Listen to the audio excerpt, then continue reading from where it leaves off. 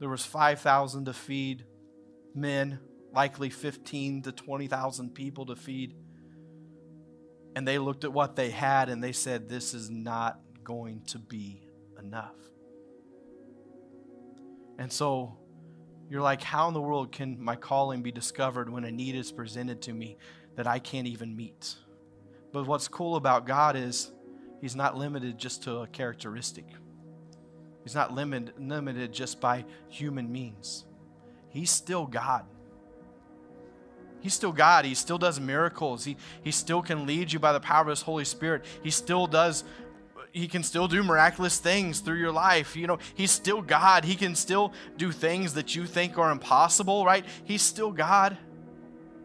So, yeah, they looked at their hands in Luke chapter 9. They looked at their hands and said, I have nothing to feed these people. And God, you just asked me to feed them? You just asked me to do this? There is no way I can meet this need. Sometimes when we get worried about stuff like this, it's because we're visualizing our world without God. And we're visualizing the future that He's not in.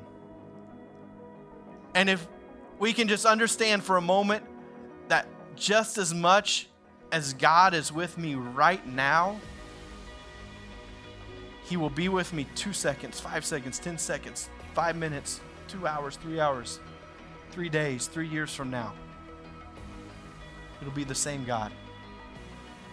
So while the need is bigger than you,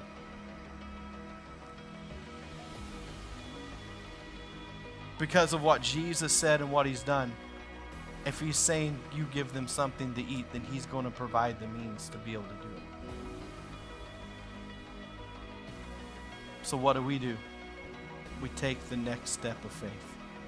We know how the story goes. A little boy came up. He had some bread. He had some fish.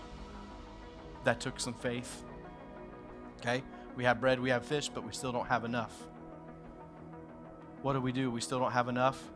We put it in the hands of Jesus to say, God, what I have is definitely not enough, but I know that in your hands, the limitations leave.